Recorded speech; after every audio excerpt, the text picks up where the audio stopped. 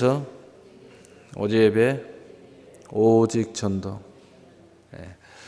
우리 서로 인사합시다. 복음의 능력의 사람이 되자. 할렐루야.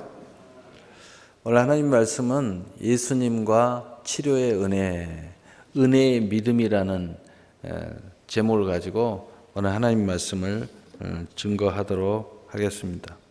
하나님은 우리 모두에게 복을 주시고 지키시기를 원하시며 얼굴을 비추사 은혜와 평강 주시기를 원하시며 또 내 이름으로 축복할 때에 그들에게 복 주시기를 원하시는 하나님인 것을 믿는 은혜의 믿음을 가지고 고백하기만 하면 넘치는 은총이 임하는 것을 꼭 믿으시기를 바랍니다.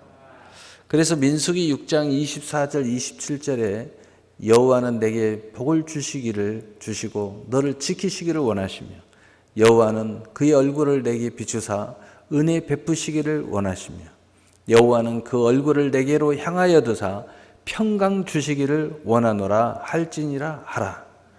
그들이 이같이 내 이름으로 이스라엘 자손에게 축복할지니 내가 그들에게 복을 주리라. 아멘.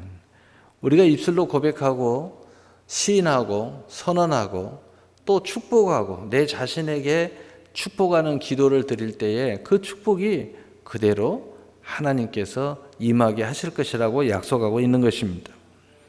오늘 본문은 예수님께서 태어날 때부터 맹인된 사람을 치료하는 은혜를 통해 하나님께서 얼마나 우리에게 복 주시기를 원하시고 평강과 은혜 베푸시기를 원하시는 것인지를 우리 모두에게 보여주고 있습니다.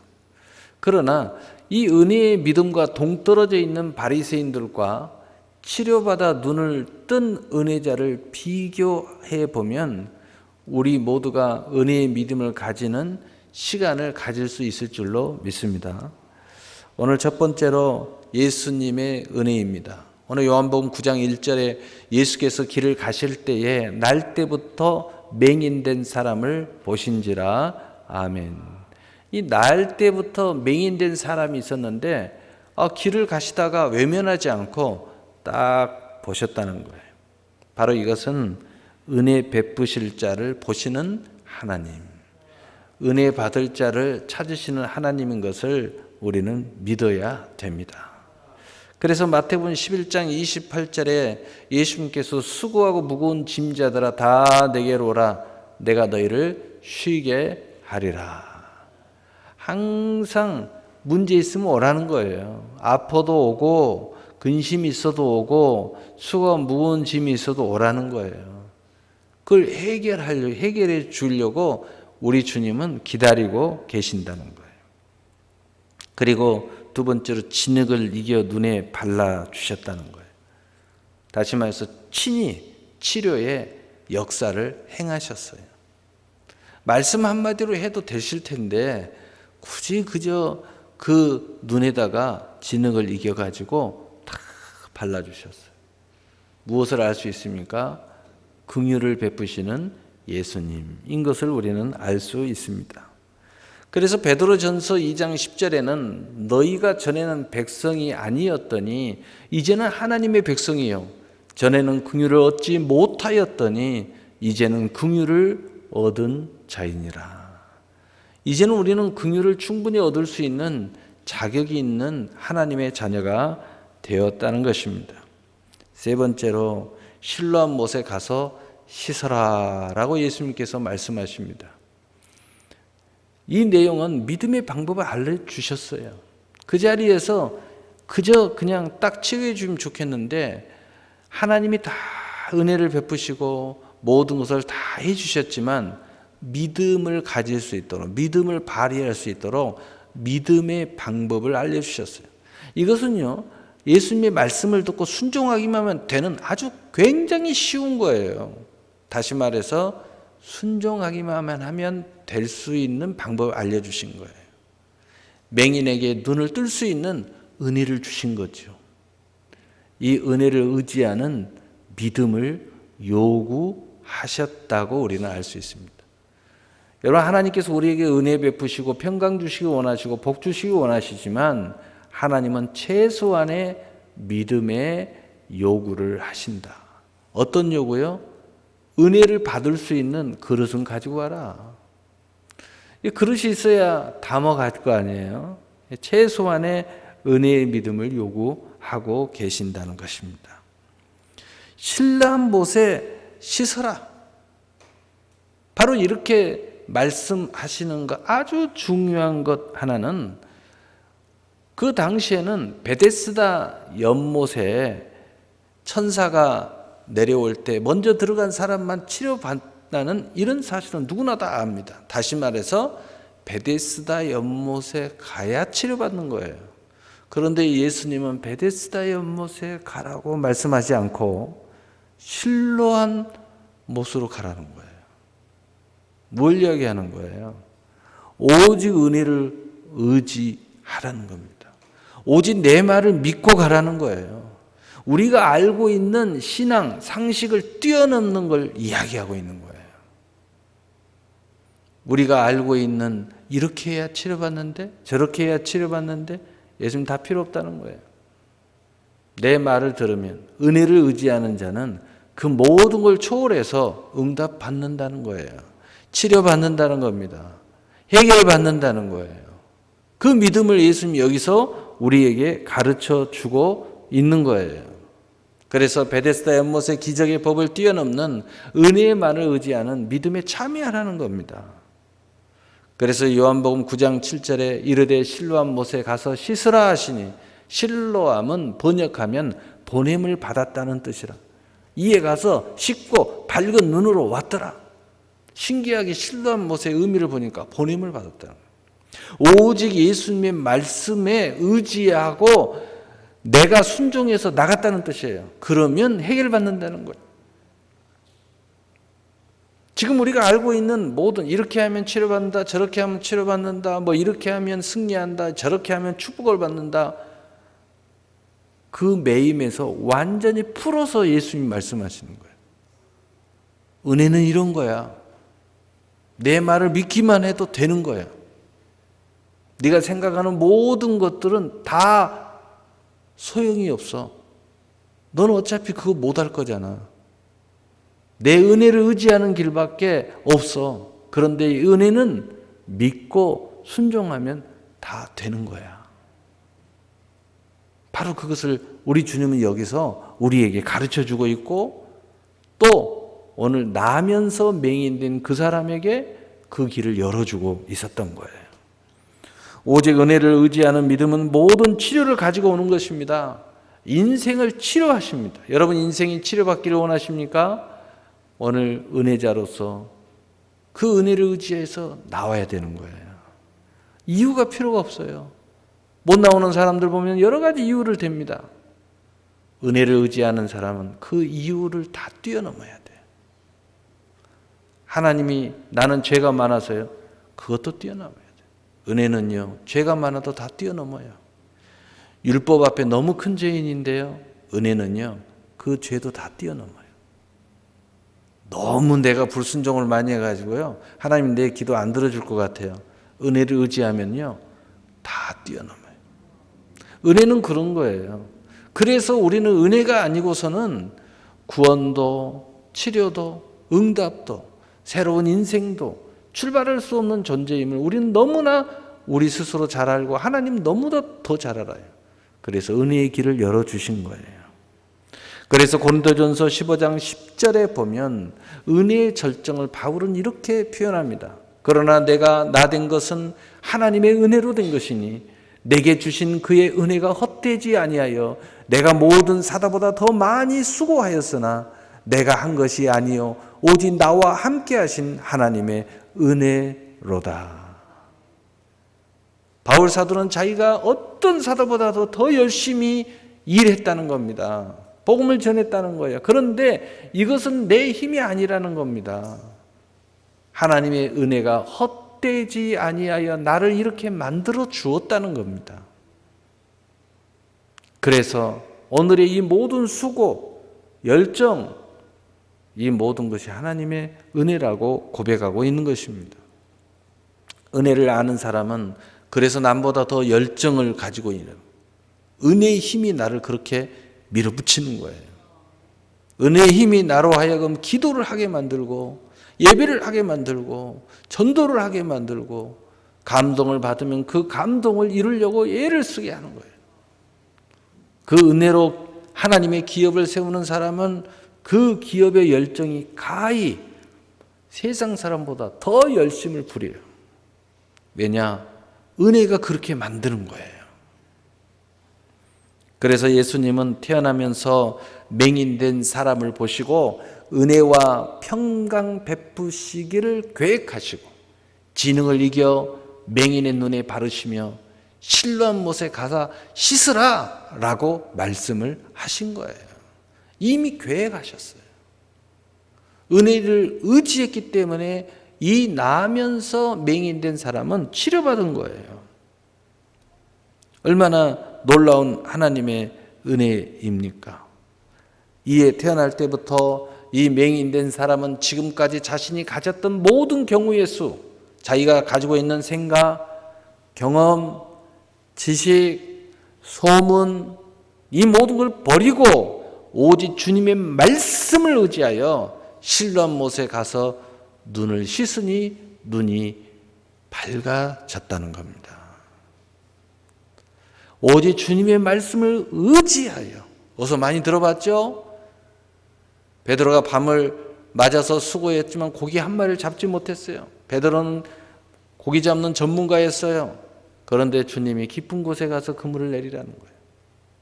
낮이에요. 밤도 아니고. 당시에는 그물이 짧아서 깊은 데 가서 그물을 내리면 고기가 안 걸려요.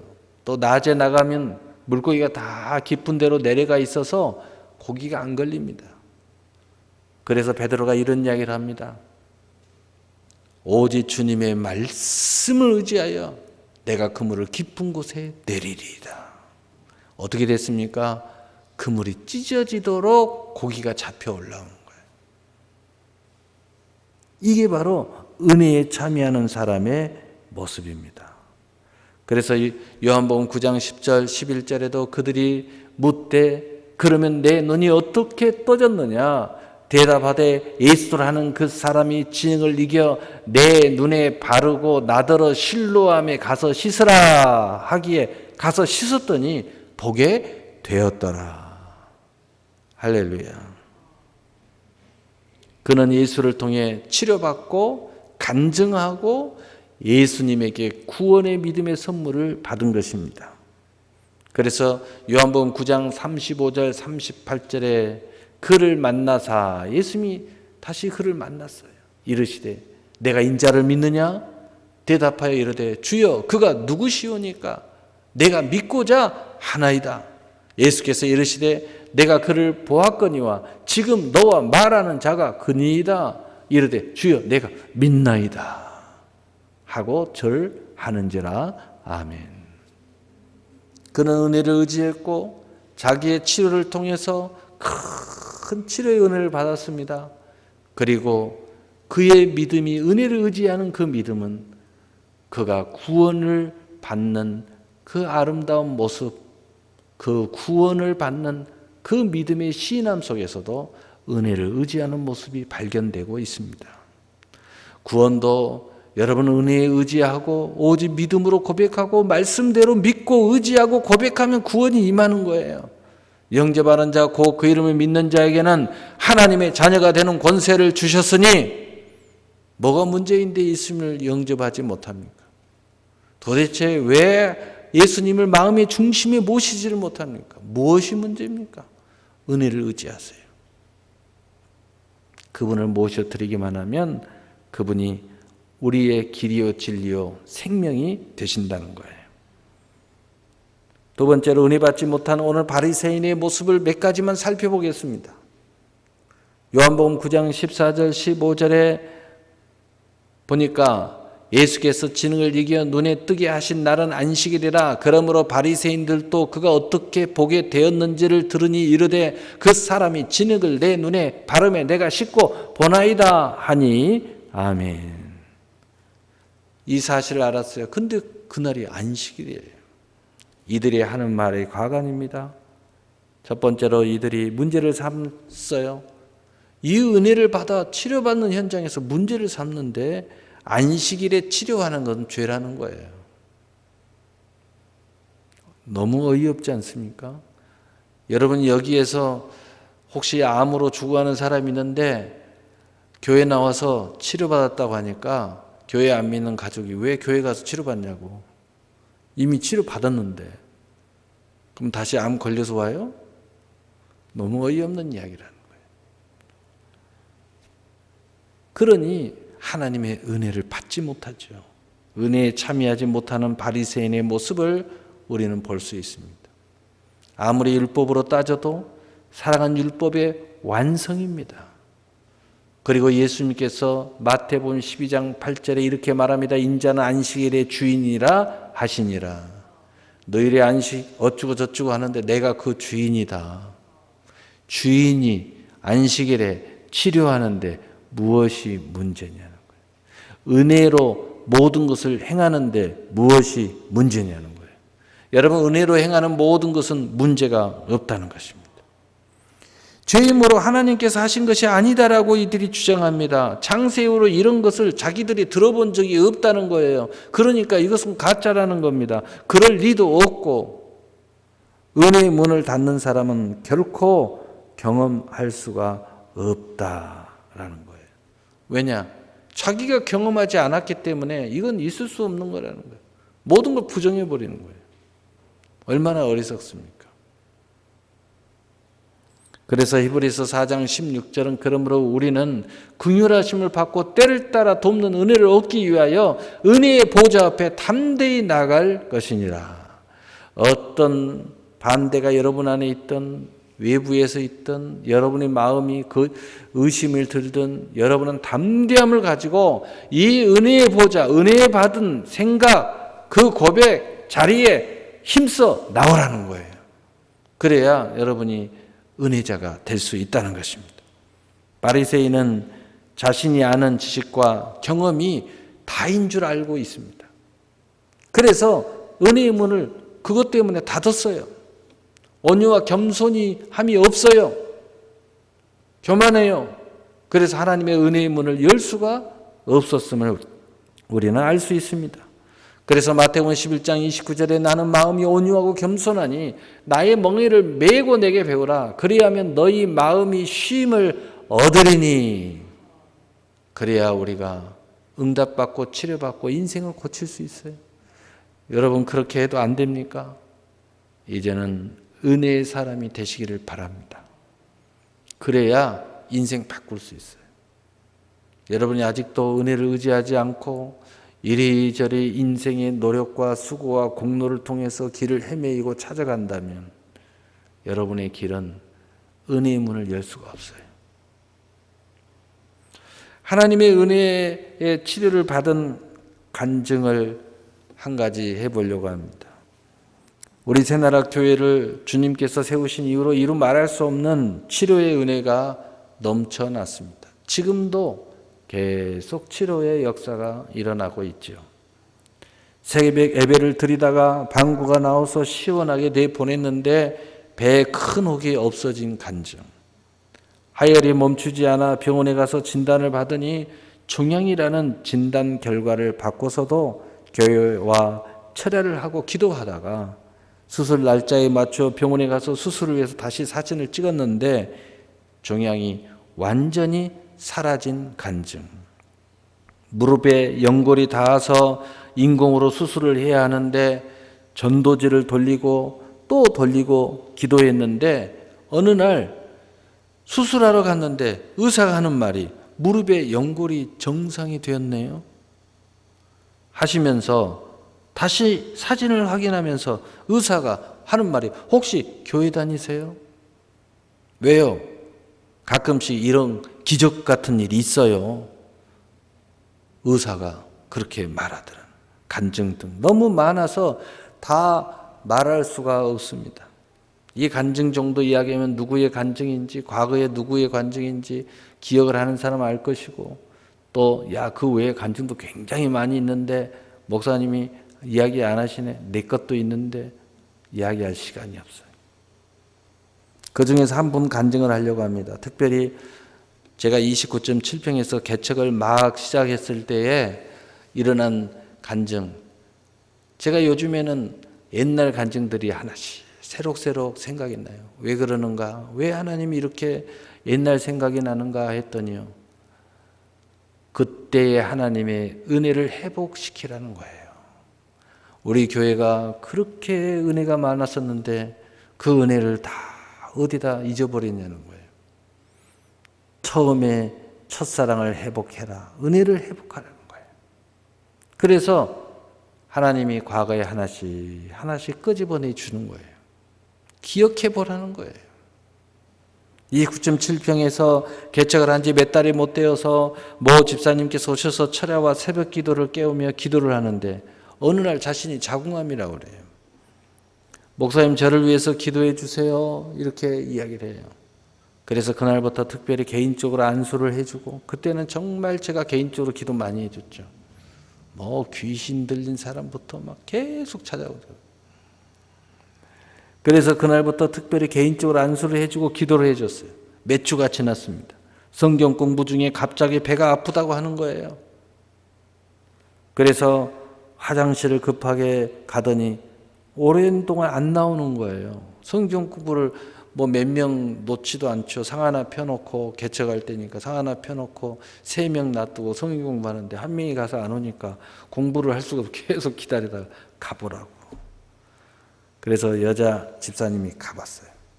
그랬더니 배 안에 있던 암덩어리가 화장실에 쏟아진 거예요.